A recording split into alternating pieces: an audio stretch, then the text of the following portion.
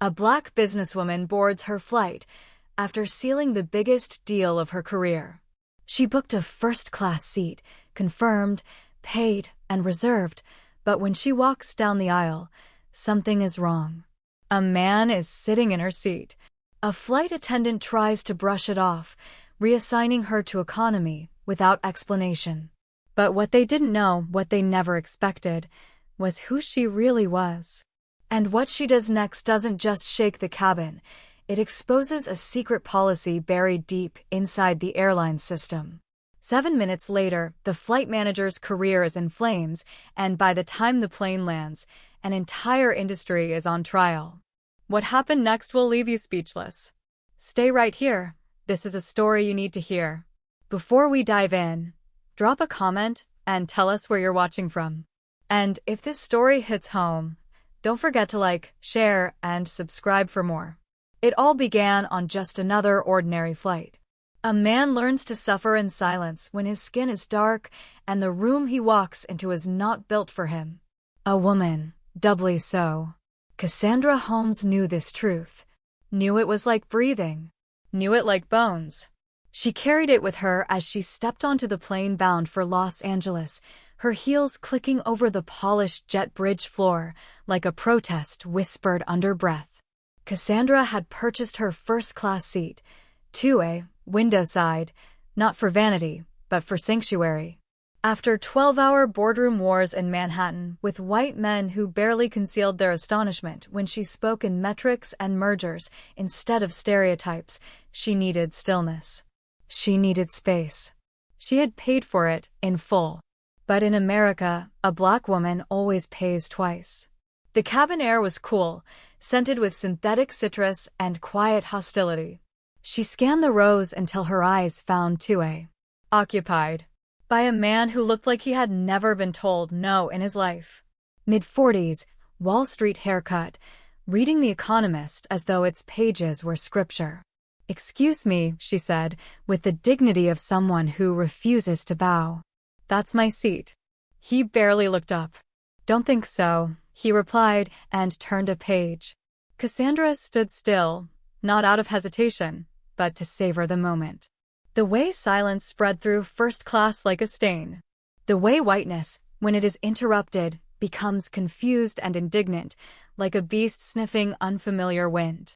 She turned to the flight attendant. A white woman named Rachel, with a practiced smile and fearful eyes. "There's a mistake," Cassandra said, offering her ticket.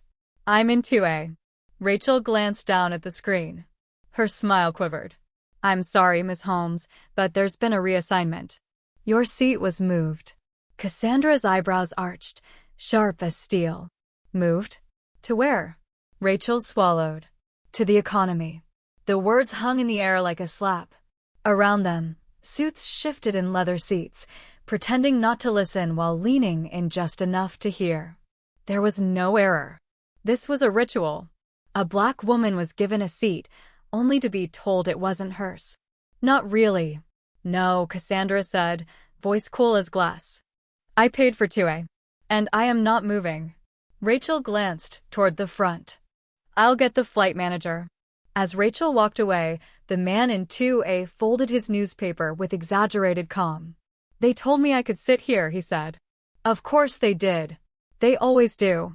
David, the flight manager, approached with a smile that had too many teeth and not enough apology.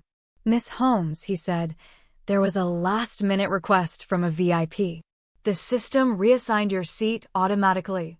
"And this VIP," Cassandra said, "was he already sitting in my seat when that decision was made?"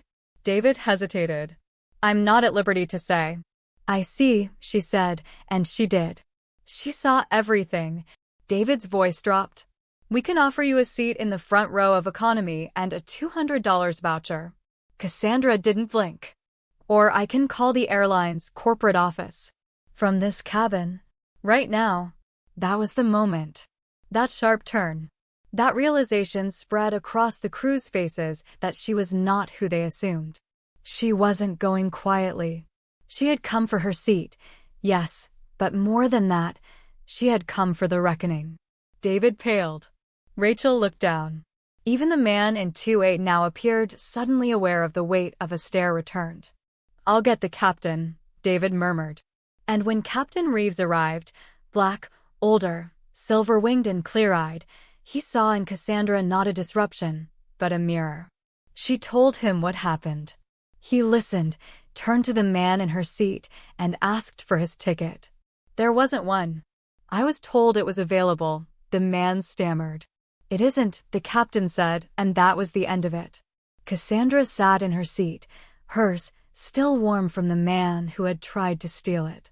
Around her, silence. But not empty silence. Charged. Some passengers turned away. Some nodded.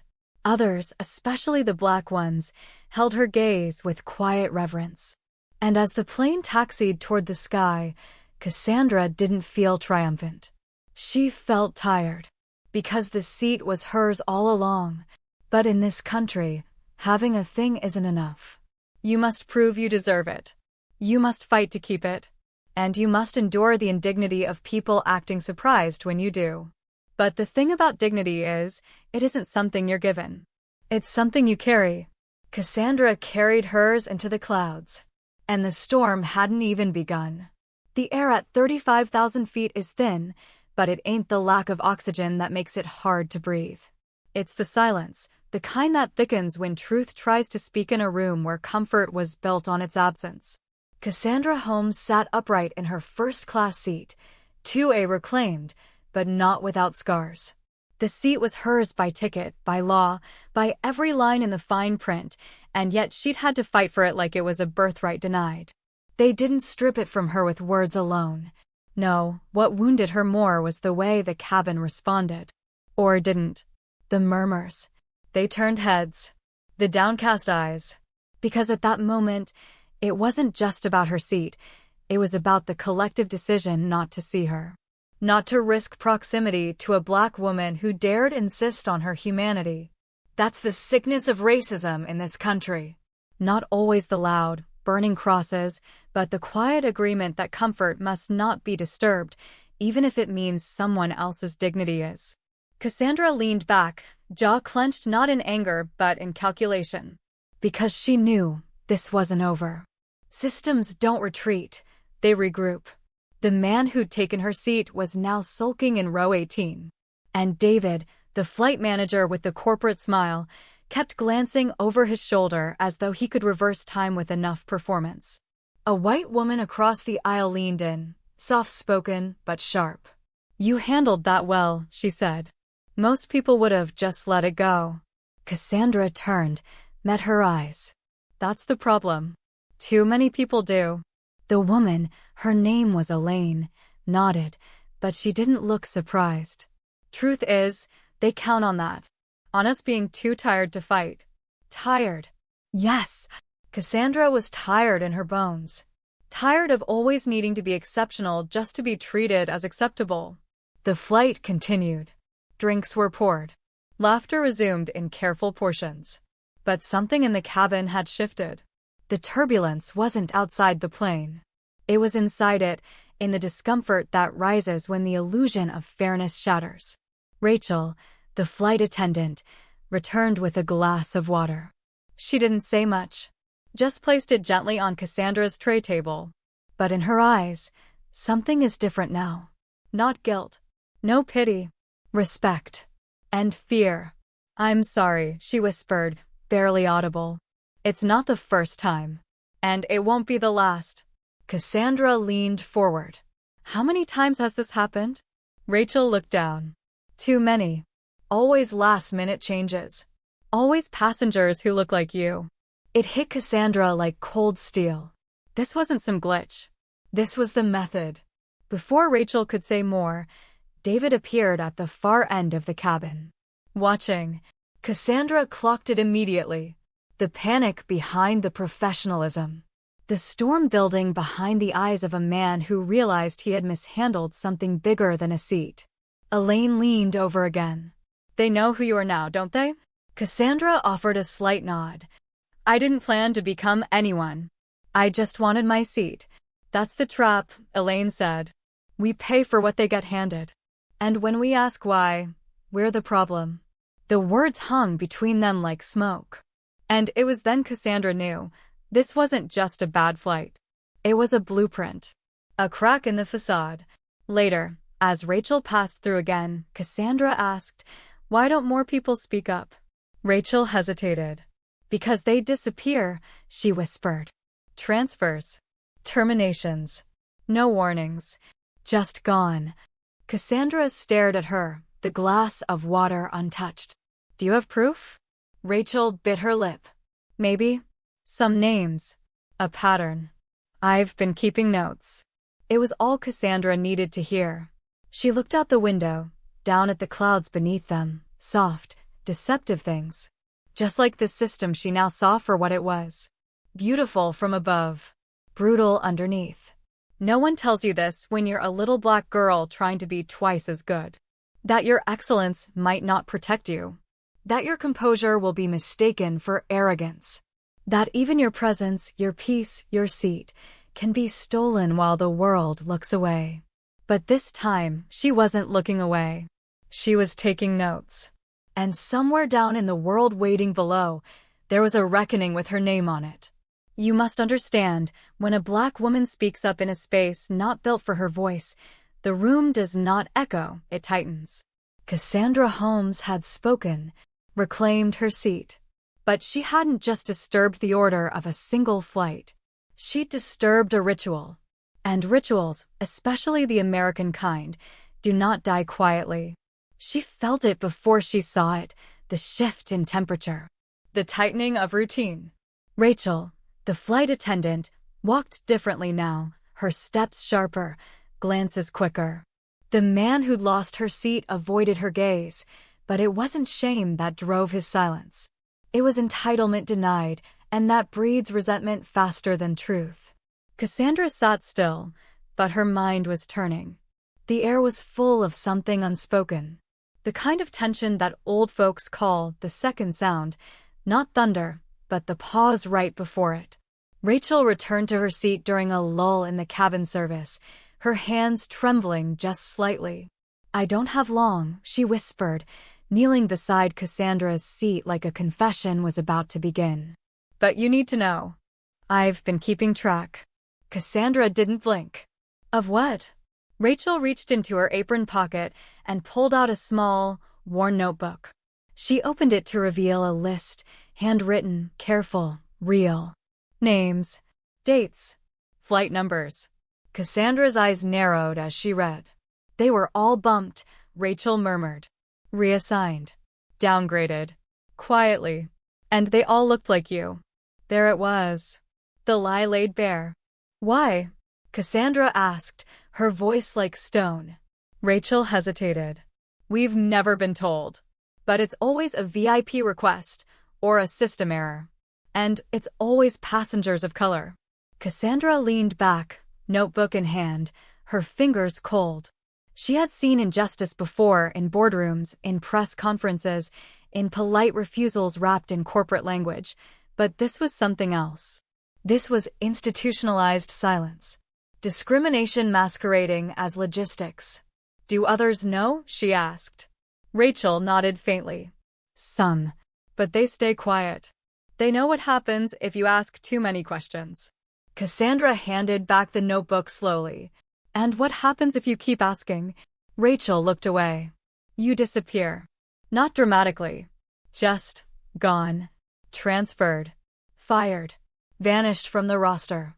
The system, Cassandra realized, didn't need to roar to destroy you. It only needed to suggest and watch the silence do its work." At the front of the plane, David the flight manager stood stiffly, pretending to review a tablet. But his glances, too frequent, too exact, betrayed his anxiety. He had underestimated her. And now he feared what she might do next. Good. Cassandra stared forward, mind racing. She wasn't the first. She wouldn't be the last. But maybe she could be the one who stopped pretending it was all just a glitch. Later, she walked to the rear galley, where Rachel had quietly arranged to meet her again. The younger woman's face was drawn, but resolute. "There's something else," she said. Another attendant overheard David last week. He was talking to someone from another airport. About what? Cassandra asked. Rachel's lips pressed into a thin line. A list. They were laughing about it. Called it the high-risk file. Said it was used to track passengers who might escalate situations. Cassandra's eyes narrowed. Escalate how? Rachel swallowed hard. People who complain. People who don't accept being moved. People who look like you. A list. Cassandra's hands clenched. Not an error, not an accident, a strategy. How many people know about this? Rachel shook her head. Only a few. But they're scared. Cassandra nodded, eyes burning cold. Then I'll stop being scared for them. That night, as the plane flew quietly above a sleeping country, Cassandra sat with a storm behind her eyes. They had a list. And she was on it. But what they didn't know, what they would soon learn, was that she'd already started one of her own. A list of voices, of names, of stories long buried beneath the soft hush of white comfort and corporate decorum. The time for whispering was over. The next move would not be silent. By now, the air in that metal bird was no longer still. It moved, it shifted, it whispered. Not with words, no. With glances. With silence. With the kind of careful stillness you learn only when truth is crawling just beneath the surface of comfort. Cassandra Holmes returned to her seat with the quiet of a woman who had made peace with rage. She was not calm, she was composed, which is something entirely different. Her seatbelt clicked into place, but her mind didn't settle. There was too much she now knew. Too much she couldn't unknow. She could feel the change. Not just in herself, but in the others. Elaine Hawthorne, that silver-haired woman in 2B with eyes sharp enough to see through pretense, leaned in and said without a smile, "They're watching you now, my dear. That's how you know you're doing something right." Cassandra nodded slowly, her gaze fixed forward. "Then I'll give them something to watch." It was then that the flight attendant, not Rachel, but another, blonde, polished, with a name tag that said Lindsay, approached with a practiced smile and something like a script in her voice. "Miss Holmes, would you mind stepping into the galley for a moment? The manager would like a word." "Is it about my seat again?" Cassandra asked, voice low, eyes steady. Lindsay faltered. "No, just a follow-up conversation." Elaine chuckled softly. Translation: they're rattled. Cassandra stood anyway. Some battles require you to walk into them, knowing they want to shrink you. That's where the real work begins. David was waiting near the galley, all teeth and tight shoulders. The veneer of polite professionalism was cracking now, and underneath it was a man who had built his career on quiet injustices and never expected someone to come back through the front door holding the receipts. "We want to apologize again," he began, "for the unfortunate error." Cassandra raised an eyebrow.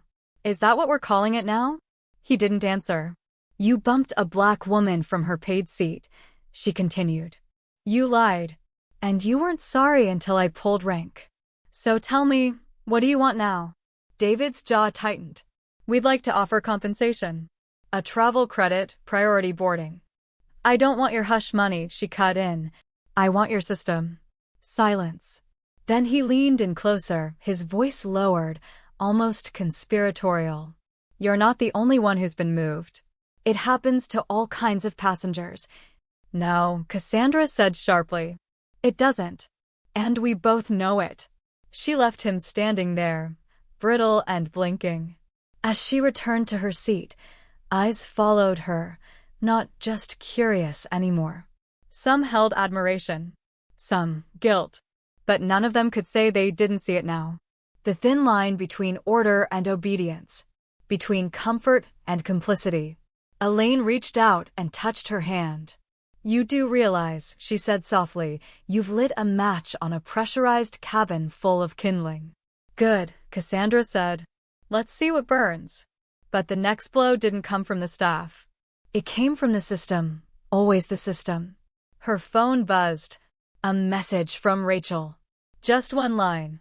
"David made a call. He's trying to ground you after landing." They weren't going to let her walk away with proof. They weren't going to let her walk away at all. She thought of that list, the names in Rachel's notebook, the memo in her pocket, the quiet looks from crew members who had learned to survive by silence. She thought of the elders who told her that when they called it progress, what they really meant was tolerated. And only for a time. It was never about the seat. It was always about the place. Rachel brushed past her aisle a few minutes later and whispered, "Captain Evans says meet him at the cockpit door after landing." Quietly. Cassandra nodded once. Her body is still. Her heart not afraid, but alive. And somewhere in the back of the plane, a man leaned over to his wife and said, "She should have just taken the new seat." And she didn't hear it, but she didn't need to. Because every Black woman knows the voice of surrender when she hears it, even if it's wrapped in politeness. Even if it's speaking from behind a seatbelt. But Cassandra wasn't born for surrender. She was born for truth. And truth, in America, will always be uncomfortable before it's heard. The plane began its descent. The war was just beginning. The wheels touched down in Los Angeles with a heavy thud, the kind that wakes people, not from sleep, but from illusions. Cassandra Holmes sat still, hands folded, her mind a cyclone wrapped in calm. The world outside the window was moving, but inside, something had stopped. It was the illusion that justice could be handed to you. That if you followed all the rules, dignity would follow. She had played the game, paid the price, sat in silence when they stripped her name from her seat and called it a system error. But the system didn't err, it executed. Precisely, predictably, and quietly. As the fasten seatbelt sign blinked off, passengers leapt to gather their things, as if the moment they stepped into the jet bridge, all that had happened would vanish like vapor. But Cassandra was not made of vapor. She had mass. She had a memory. And now she had proof. Rachel passed her one last time, slipping a folded note into Cassandra's palm so subtly you would have missed it unless you had lived long enough to know what fear looks like in the hands of courage. Cassandra opened it with care. 3 names. 3 crew members willing to talk. And beneath them, a 4th line scribbled fast. Vanessa has the logs. That meant receipts. Patterns. Dates. Race. Seat class. Reassignment reason. All buried in plain sight. Cassandra didn't just have a story now. She had architecture. And as she stood to deplane, Elaine Hawthorne rose with her, not behind, but beside. "You know," Elaine murmured, "I spent years pretending the first-class cabin was a reward for hard work. Now I see it's just another kind of cage." But this time, someone broke the lock. They stepped into the jet bridge, and there he was. David. Leaning against the terminal wall like a man trying to act casual in a burning building. His smile was back, thin and stretched. But his eyes weren't smiling. "Miss Holmes," he said, falling into step beside her. "We'd love to have a word, privately. Just a quick chat." "No," Cassandra said without looking at him. "You'd love to control the conversation. I came to land, not to listen." Behind them, Captain Evans emerged from the jet bridge and fell into step on her other side. David stopped walking. "She's not alone," the captain said, voice like steel wrapped in a quiet oath. They moved through the terminal together, Cassandra's heels echoing like punctuation in a building built to mute noise. At baggage claim, a woman in a gray blazer and soft white sneakers waited. Younger. Intent.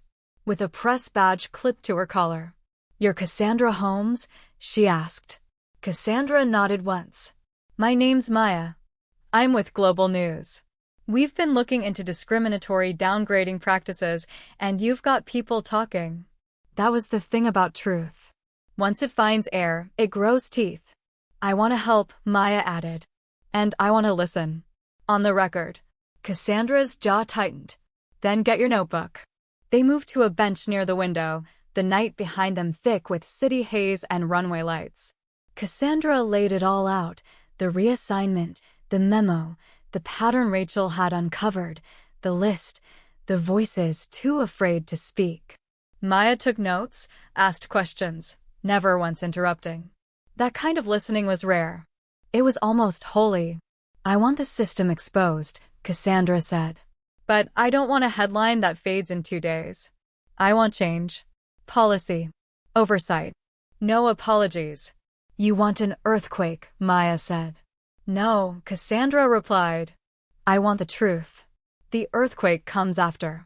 Later that night, back in her hotel room, Cassandra opened her email to find the first message from Vanessa, a zip file, timestamped, labeled, "Passenger Reassignment Logs, 2023 to 2024. The first entry read, "Passenger, A. Booker. Original seat, 2D, first. Reassigned seat, 19F, economy. Reassignment note, VIP override. Profile, African American. Frequent flyer. History of complaints. Beneath it, dozens more. All with the same rhythm. Different names, same melody. And all you had to do was read between the lines to hear what they weren't saying. Make them small. Make them quiet. Make them go away." But Cassandra Holmes didn't go away. She filed. She subpoenaed. She called every journalist, every activist, every civil rights attorney still willing to pick up the phone. And one by one, they showed up.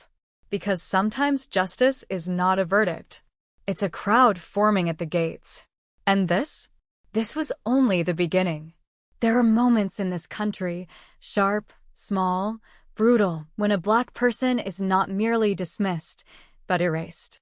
And the most dangerous thing about such erasure is not its violence, but its routine. Cassandra Holmes found herself walking through one of those moments again, but this time, she knew the frame, the shadows, the quiet collusion that held it all in place. By the end of the week, the airline issued a soft apology, not a press release, but a customer experience regret statement, as they called it, tucked neatly behind corporate vagueness and legal caution. They offered her another flight voucher, a handwritten note from someone in guest relations, a gift basket with tea and lavender body wash, the scent of containment. But Cassandra didn't want gifts. She wanted accountability. And that's when the turbulence began. First, her inbox filled with emails from other passengers, mostly women, mostly Black or brown, who shared eerily similar stories. First-class downgrades. Mysterious glitches. Apologies that arrived too late or never at all. They wrote her because they saw her, and in doing so, remembered their own invisibility. Then came the subtle retaliation. Her corporate clients, the ones who once praised her clarity and strategic mind, began canceling meetings. No explanations. Just polite reschedules that never came. Her name was becoming, as it often does when a Black woman demands justice, difficult. In a panel discussion on cable news, a former airline executive casually dismissed the incident as an unfortunate misunderstanding blown out of proportion by social media. Another panelist nodded. A white woman with neat pearls and practiced empathy said, "Of course, we must listen to all sides." All sides. As though truth needed balance. Cassandra watched the segment in silence. And then she did what they never expected. She kept going. She organized. Quietly. Powerfully. She contacted the NAACP, then the ACLU. She reached out to aviation watchdogs, civil rights attorneys, and a coalition of flight attendants, most of whom had stories they were too afraid to tell. Rachel helped. Vanessa shared more documents. And slowly, piece by piece, a pattern emerged not just of misconduct, but of deliberate policy. A quota of invisibility. Meanwhile, David, the flight manager who had tried to bury her with courtesy, began to squirm. He emailed her directly. "Let's find a solution together." She replied with 3 words, "See you soon." One morning, Cassandra arrived at her office to find the lock changed. Her name was removed from the lobby directory. The landlord, red-faced and mumbling, said there had been a contract discrepancy. But she saw it for what it was. A warning. A reminder. Be quiet. Stay small. Or be erased. But what they failed to understand, what they always fail to understand, is that the more they tried to silence her, the louder her story became. And that's when the real shift began. A retired pilot, white, grizzled, retired in Georgia, sent her a letter. Handwritten. "I watched what they did to you," he wrote. "And I saw myself, 30 years ago, saying nothing when they bumped a black woman off a flight and told her it was weather-related. I said nothing. I am sorry. A small thing, perhaps. But small things stack. Guilt can become a movement. Remorse, a rising tide." In Chicago, an older black couple refused to move when told their seats had been reassigned. They cited Cassandra's case, recorded the whole encounter. The video went viral. In Philadelphia, a young flight attendant slipped a printed memo into a passenger's tote bag. It matched the one Cassandra had. The handwriting at the bottom read, "Thank you for fighting. Some of us are still inside." And still, Cassandra felt the heat. The private investigator outside her apartment. The fake Yelp reviews on her consulting business. The cryptic voicemails. Fear is the oldest weapon in the American arsenal, especially when you're not supposed to be visible. But Cassandra was done hiding. She booked a press conference. Nothing grand, just a community space in Watts, folding chairs and water bottles. She stood at the mic, not with fire in her voice, but with fact. She held the receipts, the logs, the voices of those who refused to forget. And as the local cameras rolled, she said, "This isn't about a seat. It's about how easy it still is to push us aside, and how rare it is for someone to say no. They told me I didn't belong in 3A. I say 3A belongs to everyone who paid for it, who earned it, who dared to claim it. This isn't a personal vendetta. It's a cultural reckoning. And I'm not backing down." The room rose to its feet. Some clapped because they believed her. Others because they feared they might be next. And some, the elders in the back, with silver hair and tired shoulders, clapped because they had waited decades to see someone speak this clearly, this publicly, without asking permission. Cassandra didn't smile. She didn't cry. She stood. Because that's what you do when they try to steal your seat. You claim the whole damn plane. There is a particular kind of storm that brews when truth is forced into polite corners.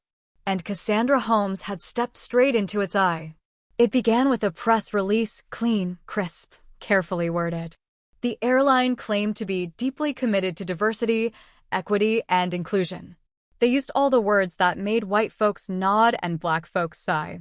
They said they would review their policies, initiate an internal audit, and listen with humility. But if you've lived long enough in this country, you know what those words mean. They mean, we got caught. They mean, we're buying time. They mean, we're hoping you'll get tired. But Cassandra didn't tire. She tightened. By the second week, she had retained a civil rights attorney, an older woman named Gloria Tate who once marched in Selma and now took no phone call after 9 p.m. unless it came from a federal judge. Gloria had seen the inside of more courtrooms than most executives had seen golf courses. She didn't wear pearl necklaces. She wore scars. Together, they filed a class action suit, not just for Cassandra, but for every black traveler who had been quietly downgraded, reassigned, detained, or dismissed.